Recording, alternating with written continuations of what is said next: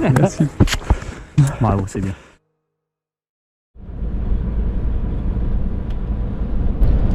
Pas à la bourre, hein. Bienvenue les amis, nouvelle petite vidéo. On est parti pour se faire un bon petit week-end bien sympathique.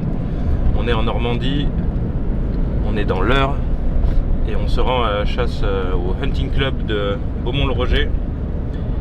Et donc on va rencontrer Jean-François Mélin. Toute l'équipe Rêve de chasse. Marius est derrière la caméra, Alex est devant.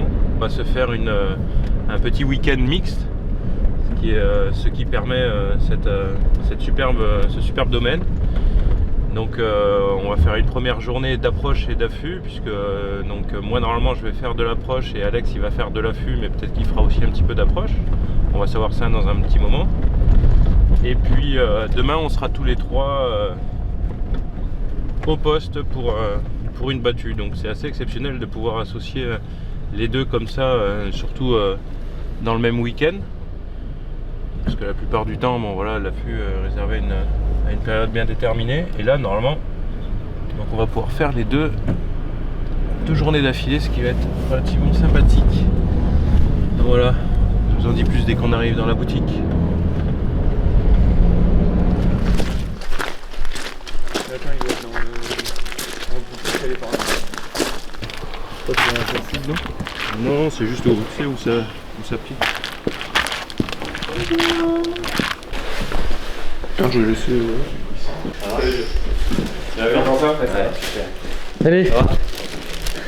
Tremblez pas. Ça va bien? Ça va bien pour toi? Impeccable. Ça va bien. Vous allez rester environ 2 heures, Mirador, jusqu'à temps qu'il y ait bien froid. Et si vous n'avez pas d'animaux qu'on bouger, toi tu resteras dans le Mirador. Michel il va descendre et puis entre guillemets il va faire un genre de drop club. D'accord? Voilà. Petite battue pour toi tout seul. C'est pas mal, hein? Imagine la classe. Nous on va partir tous les deux. Et nous on va piocher toute la matinée. D'accord? Plan de chasse, fan, Ok.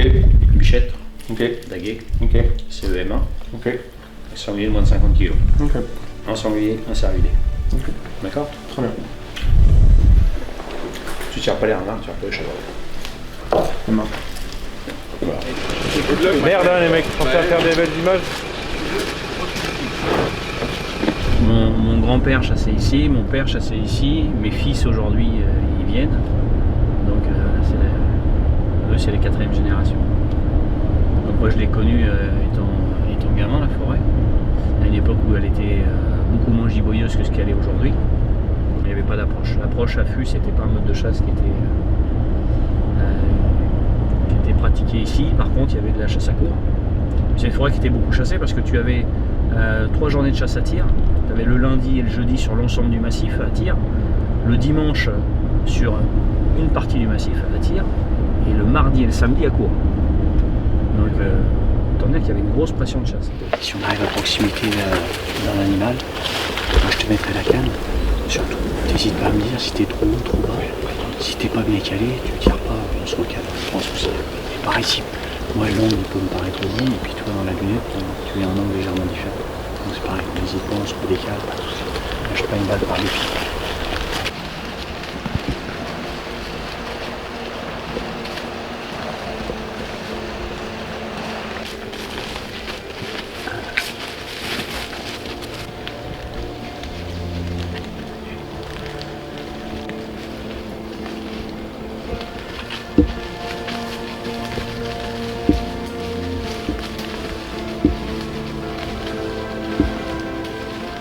On va monter légèrement en diagonale, on va jumeler. Dans le brouillard, faut pas qu'on aille vite. Si on les voit pas, ça va nous permettre de redescendre de nouveau face au vent. On va tout le temps être bien avec le vent, aussi bien en allant qu'en revenant.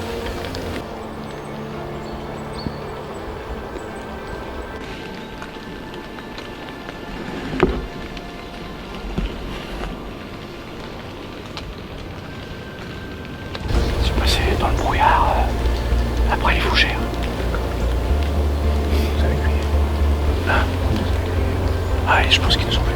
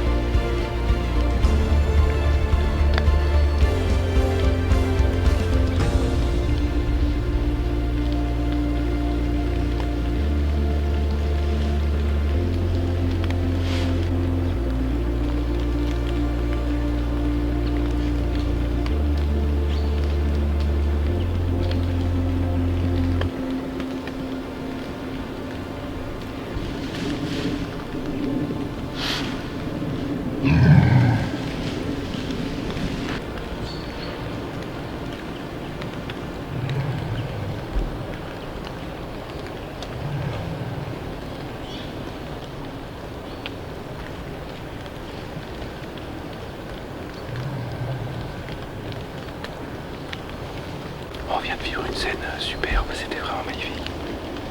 Il y avait une grosse compagnie, une belle compagnie, avec 2 grosses laies dedans. Et il y en a une qui était extrêmement curieuse et qui est venue jusqu'à 30 mètres, on mesurait avec les jumelles. Elle est venue jusqu'à 30 mètres de nous, à gauche, à droite, comme quoi c'est des animaux qui ont vraiment une mauvaise vue comparée à leur flair. Puisqu'elle nous a contourné, elle voyait bien qu'il y avait quelque chose qui tournait pas rond, mais impossible pour elle d'identifier le danger. Et la chienne n'a pas bougé, c'était super. Et par contre, on connaissait exactement la direction du vent qui était comme ça. Et à peine elle est passée dans le couloir devant. De suite, elle s'est crispée, un petit pipi de stress. Et puis elle est repartie en grognant, mais direct en prévenant les autres, et tout le monde est parti. C'était une très très belle scène de nature, super. Il n'y a qu'à l'approche, à la vue qu'on peut vivre des choses comme ça. C'est génial.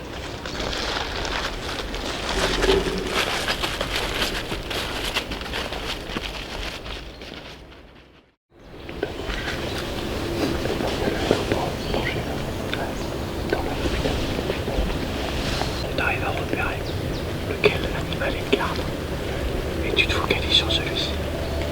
Quand cet animal-là commence à baisser sa vigilance, le troupeau là il est tranquille et tu peux y aller. Sur une arme de service c'est pareil, t'as toujours une ou deux biches qui sont vraiment en vigilance. Il faut les repérer. Une fois que tu les as repérés, là tu peux commencer à travailler ton approche. Tant que tu sais pas raison, t'as perdu l'avance. Et là ils ont repris leur vie normale. Pour le danger les gardes. C'est à partir de maintenant qu'ils sont vulnérables.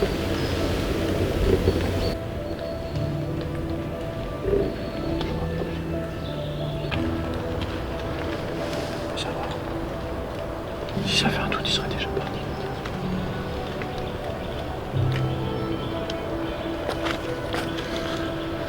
Parce que ce qui se passe, c'est que celui qui a la traîne, lui, il est focalisé sur ceux qui vont devant lui. Il est moins en vigilance.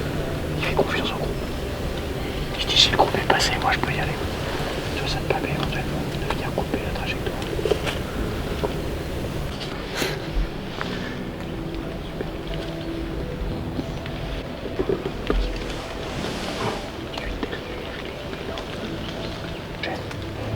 Elle a la tête par terre, tu vois que les pointes blanches.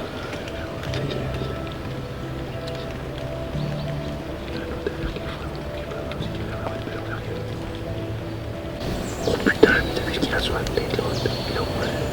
Celui qui est couché là. Ouais, à gauche là, sous ses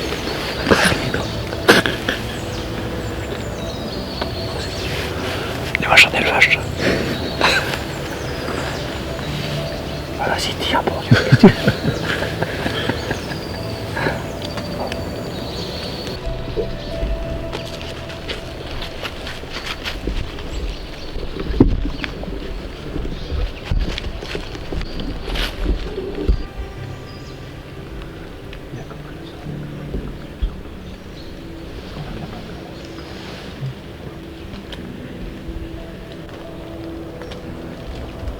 En termes de sélection, ça va, les poissons courent. Là, il avance. Attention, il y a l'autre derrière. Si t'as l'épaule, tu peux le tirer. Attention à celui qui va être derrière. Voilà, Marius, tiens.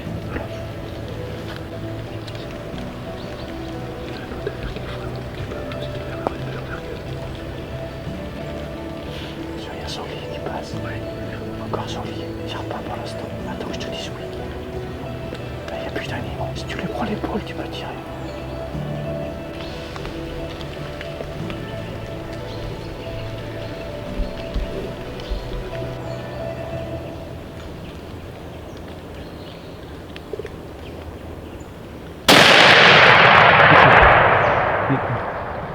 Il est pris. Il n'y a plus d'animaux. Si tu les prends l'épaule, tu peux tirer.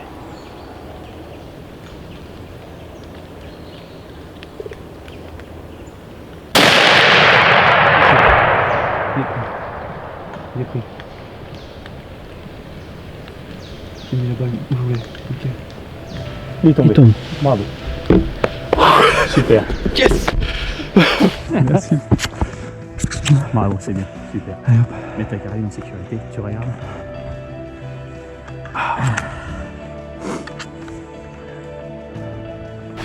C'est bien, t'as pris ton temps, génial. J'ai bien soufflé. Il y avait des très beaux cerfs. Mais on était là pour faire un tir de sélection. Et c'est Jean-François qui décide. Et c'était un animal qui lui convenait bien. Alors comment tu justifies ton choix toi sur la... Écoute, c'est pas un animal, enfin on va approcher quand on va aller sur le trophée, mais c'est pas un vieil animal, c'est pas un animal qui a beaucoup de masse, pourtant d'un certain âge quand même, tu vois. Donc en termes de progression, il est peut-être déjà à son apogée. Donc voilà. Et puis t'as vu dans la quantité de cerfs, de toute façon, au bout d'un moment, il faut arriver à choisir un. J'ai bien vu donc le tir d'affût, c'est vraiment important. Moi j'ai tendance à mettre, pas des coups de doigt, mais j'ai tendance en battu, c'est moins grave, mais dans la vitesse, c'est vrai que des fois, quand je me rends compte si j'ai pas mis la sécurité, des fois tu mets un petit coup. Mais là c'est vraiment un tir complètement différent, je pars du haut de l'épaule et j'appuie de plus en plus pour pas être surpris là t'es sûr de pas mettre un... On appuie doucement et il faut qu'on soit surpris par le départ et bien rester dans l'animal. J'ai vu tout de suite qu'il a fait le saut, le dos rond. La balle est nickel. Ça sera juste dans l'épaule. Non mais celui-là, de toute façon, t'as vu ton animal, au coup de carabine, t'as la réaction. Et il a fait quoi? Il a fait 80 mètres et il est tombé. C'était une Donc super la balle est parfaite. Il y avait des sangliers dans l'axe, on a bien attendu que les sangliers partent. Il y avait deux animaux qui étaient pas très loin l'un de l'autre, il y avait beaucoup de beaux cerfs. Mais puis on a eu les sangliers derrière, on a vécu des scènes vraiment folles. Il y a ce côté mystique avec de la brume de partout. C'est juste d'une intensité. La chienne a été extraordinaire, elle a été hyper calme. Et voilà, on n'a pas voulu prendre plus de risques de s'approcher beaucoup plus près. Parce qu'il y avait quand même beaucoup d'animaux en alerte. On s'est fait griller une paire de fois par les sangliers. Et je pense qu'au bout d'un moment, il fallait prendre une décision. C'était un tir à combien? 80... Ouais, t'as 100 mètres. Hein. 100. Ouais, t'avais 100 mètres à peu près. Hein. Donc il faut... Parce que les mecs, le gros chêne, là je l'avais à 90, ils étaient un peu derrière. Allez, on va dire 100 mètres. Parce qu'il faut pour un tir d'approche, et voilà, t'as vu, complètement dégagé, plein travers. Donc je suis en 9.362 avec la 404 carbone, vraiment agréable. Vous avez vu comment je la trimballe tout le temps? C'est vraiment super agréable. Donc là elle est en sécurité. Je peux la tourner avec le trou de pouce et ça me permet de protéger l'entrée de la lunette parce qu'il y a beaucoup d'eau qui tombe. Et donc on marche comme ça tout le temps en sécurité, c'est vraiment nickel. Et puis on est en 9.362 qui n'est pas réputé le meilleur calibre d'approche. Mais qu'est-ce qu'on s'en fout quand on tire à 100 mètres? À 100 mètres je sais que j'ai 0 correction. Donc c'est absolument parfait, un calibre suffisamment lourd, il y a 16 grammes de balles qui j'ai tiré des blasers CDC, on voit que le travail était nickel. De toute façon, tant qu'on ne tape pas la colonne, il ne va pas rester sur place, mais c'est quand même déjà assez rare qu'il fasse que 30 ou 40 mètres, les cervidés prennent très bien les balles. Mais belle émotion. On voit que Jean-François est super professionnel, c'est clair que on n'a rien à lui apprendre loin de là. J'ai déjà beaucoup appris en une matinée. C'est vrai que tu es extrêmement discret, on a fait des belles approches, on a la chance d'avoir des énormes arbres. Donc c'est sûr qu'on restait bien alignés comme des sioux et on avançait le long des arbres, on s'est dégagé un beau petit créneau. Et... Moi, ce qui est génial, c'est ce moment aussi après le tir où on a envie de blablater parce qu'il faut souffler l'émotion. Faut évacuer. Mais on sait qu'on va aller le trouver et qu'il est là, donc il n'y a pas de... Donc c'est que du bonheur ce moment-là. Le secret, c'est la patience. Faut aller doucement. À l'approche, faut aller doucement, faut jumeler. Parce que tu as vu, les animaux, on les a pas vus à l'œil nu. C'est à un moment, j'ai mis un coup de jumelle, j'ai eu la chance d'apercevoir une empaumure dans les jumelles. Mais si tu vas trop vite, tu butes sur les animaux. C'est ça qui est toujours trop vite, on jumelle jamais assez. Faut pas hésiter à rester sur place, à jumeler des fois pendant une demi-heure. Puis d'un seul coup, tu vas voir quelque chose que tu n'aurais pas vu et qui était pourtant là depuis le début, quoi. Et c'est ça qui est vraiment intéressant, c'est vraiment, on est dans le doute permanent. Qu'est-ce que je fais? Est-ce que je tente 10 mètres de plus pour assurer mon coup? Est-ce que si je fais les 10 mètres de plus, est-ce qu'il suffit que la biche meneuse nous crie et foute le camp? On est en perpétuelle réflexion. C'est un mano à mano. Il faut prendre une décision, mais il faut je pense que tu me faisais confiance sur le tir aussi. C'est important, je l'ai bien ressenti. Évidemment. Donc c'est important aussi de se sentir en confiance. Et voilà, très clairement, au début il m'a dit essaye voir si t'es bien. Je suis resté 30 secondes, je pense, le point rouge dans l'animal sans sortir une seule fois. Donc je me suis dit je peux largement le faire, il n'y a pas de souci. Et puis voilà, on a pris la bonne décision, c'est super. On va aller voir gentiment ou tu veux qu'on attende encore? Non, à mon avis, il est mort. Allez, on y va tranquillement.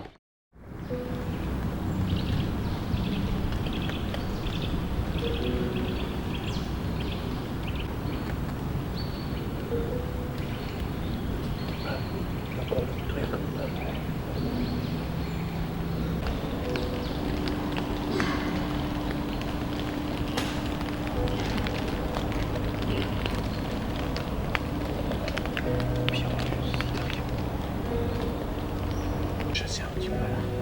Tout au début, vous avez demandé. Chassez vraiment 5-6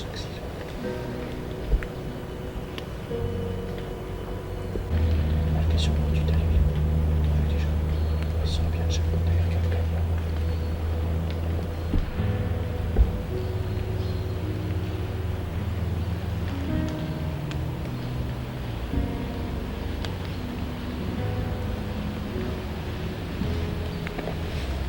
Bien pu faire.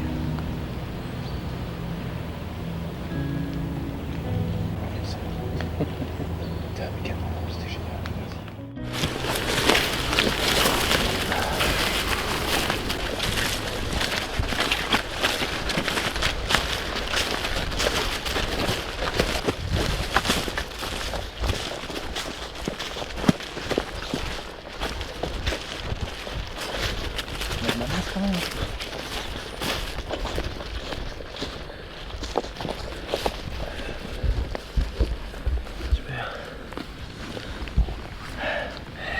Et voilà. C'est un beau tir de. Il y a quand même une petite enfournure. C'est fou, c'est vraiment le tir de sélection par excellence. Ah, complètement. Parce qu'il est vraiment pas long. C'est un cerf qui fait quoi? Il fait même pas les 50. Et il est déjà.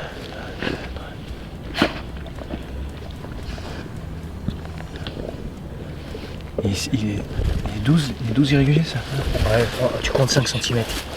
Là, il fait 3, 6, 7, 8, 9, 10, ouais. Ok, 12 irréguliers, mais c'est rare de voir des cerfs effectivement. Bon, là-bas, les piles là où j'avais dit, je pense. Ouais. Tu le tiens de ce côté-là. Ouais. Ouais, Là-bas, c'est bon, les super. vraiment Allez, pile là où je voulais, c'est tellement confortable. comme à l'école. Faire confiance à sa carabine. Pas une usure prononcée, mais quand même. Hein. Incisives qui sont déjà à moitié. Il y a encore du pio. On regardera ça. On regardera Et tu vois, il est les dents après, mais. C'est pareil, tu vois, regarde au niveau Quand même, hein. c'est pas un très gros cerf. Non. Non. Donc, c'est vraiment un animal typique de sélection. Bon, bah bravo quand même. Hein. Mille merci, c'était vraiment magnifique. T'es un sacré guide, hein, putain, je te ferai de la pub parce que c'est vrai que t'es. Non, sans déconner, c'était. On reconnaît, on voit que tu connais ta forêt, quoi. C'est. On a fait quand même, on a marché quoi, presque 1 heure dans le. Un peu plus. Dans le.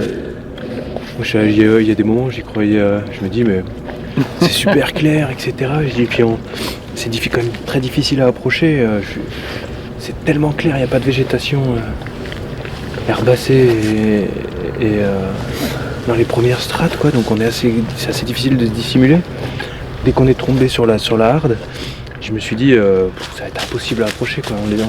On les a vus à 150 mètres, je pense, au début. On n'a pas tenté plus d'approcher que 50 mètres. Là, je suis content, vraiment. C'est là où pile là où j'appuie. C'était. Félicitations. C'est quand même pas. C'est bien ma fifite, elle était sage, elle était calme. La chienne, elle est exceptionnelle. Écoute, elle n'a pas bougé d'un miette, même au coup de carabine. Elle est restée stoïque. Quelle belle chasse, quel bel animal, mais vraiment, c'est splendide. On les a vus quand même bien longtemps. Je garderai un super souvenir de cette approche. C'est mon premier cerf d'approche. J'en ai déjà fait en battu. Ça, c'est quelque chose que j'ai jamais vu. Et pour être complètement honnête, on fait vraiment un tir de sélection sur le trophée. Mais ni l'un ni l'autre, on s'était rendu compte de la malformation qu'il a au niveau des sabots, mais qui doit le déranger absolument pas du tout parce qu'il boitait pas. Et regardez à quel point ils se sont horizontalisés, on va dire. quand il s'appuie, il devait vraiment avoir aucune difficulté. Et il a sur les 2 pattes avant, j'ai jamais eu ça. Je vais les garder parce que c'est quand même assez unique. Et ouais, il avait vraiment aucune difficulté à se mouvoir, donc c'était pas du tout un critère de sélection, mais ceci dit c'est vraiment une bonne chose, du coup ça justifie encore plus le tir. Un animal qui est à mon avis à peine adulte, qui doit avoir 5-6 ans. Mais voilà, effectivement, un tir de sélection, comme tu dis, on l'a fait sur le trophée, mais en plus ça méritait en Mali, et donc là ça prend vraiment tout son sens. Super. Il a perdu ça. Ce qui explique qu'il est petit de corps, il est pas très C'est gros. peut-être, ouais. Parce qu'il doit vraiment pas avoir du mal quand même à aller sur les zones de gagnage. Ah bon, bah écoutez, qu'est-ce qu'on peut dire de plus? On a vécu un tellement beau moment. Une approche, je suis super content, c'est la première fois que je fais de l'approche réellement. On a fait pas mal d'affûts avec Luna, mais une vraie approche. J'ai réussi à lui faire comprendre qu'elle devait rester calme. On a eu une laie qui nous a approchés, on a vécu vraiment, ça c'était super beau quoi, vraiment intense. On respirait plus. Et puis j'avoue que j'ai eu des petits doutes à certains moments, et puis on tombe sur une superbe horde de cervidés, beaucoup d'animaux, beaucoup de cerfs notamment. J'ai vu biche et faon, mais on était loin, on était à 150 mètres. Et voilà, on a vraiment fait une approche. Je vous cache pas que j'ai pas l'habitude d'être stressé. La battue pour moi ne me génère aucun stress. Mais là j'étais stressé que ça nous échappe, quoi, qu'on rate notre coup. C'était quand même vraiment pas évident, pas gagner d'avance du tout, vu les conditions. On s'est fait repérer par des sangliers qui sont passés à mauvais vent. Et ils ont couru vers eux, j'ai dit ça y est, c'est terminé. Et heureusement, ils n'ont pas bougé. Et du coup, voilà, le tir de sélection, très honnêtement, c'est pas moi qui ai choisi. Mais c'est un excellent tir de sélection au regard du trophée, sûrement un jeune adulte qui a relativement peu d'avenir en termes génétiques, un trophée très court, intéressant, relativement massif mais court, et d'un point de vue corporel, voilà, 2 déficiences au niveau des sabots, et puis surtout un corps assez peu massif. Voilà, donc c'était un bel animal de prélèvement. C'est en faisant ce type de prélèvement qu'on arrive à voir des beaux animaux, des très très beaux cerfs comme on a pu voir justement dans la Harde.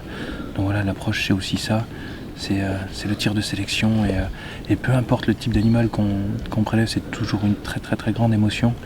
Et voilà, je suis ravi vraiment. Jean-François a été exceptionnel en termes de guide. Marius n'a pas fait trop de bruit en faisant l'approche, je te félicite. La chienne non plus, donc voilà, qu'est-ce qu'on pouvait rêver de plus? Si, voilà, peut-être qu'on pourrait rêver de plus, c'est vivre la même chose avec le brame. Ah si, peut-être. C'est de vivre ça avec cette brume partout, et de voir la forêt qui s'anime avec le brame. C'est sûr que ça doit être quelque chose, peut-être à méditer pour l'an prochain. Mais en tout cas, là, je veux dire, c'était... moi, je suis aux anges, quoi. Il y avait tout ce qu'on aimait hein, dans ces scènes et dans cette action de chasse. Et demain, la battue... on regrette pas les kilomètres. Non. Super. Qu'est-ce que t'en penses, Luna? Hein? On va faire une paire de photos encore. Luna, viens là. Viens. Là. Monte. Allez. Ouais, ma belle. Quand on voit ça, la manière dont c'est enfoncé, il y a quasiment presque 1 cm. Sûrement les cerfs qui font ça, il y a des vieilles cicatrices sur du bois de hêtre. Pour pénétrer comme ça, c'est quand même, ils ont une force de dingue. C'est que ça doit les démanger à certains moments. C'est magnifique.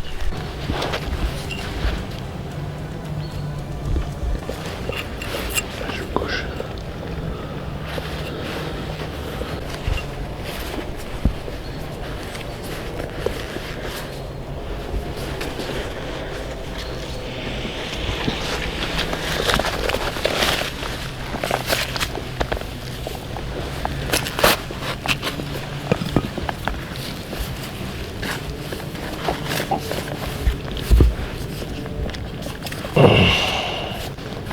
Et voilà.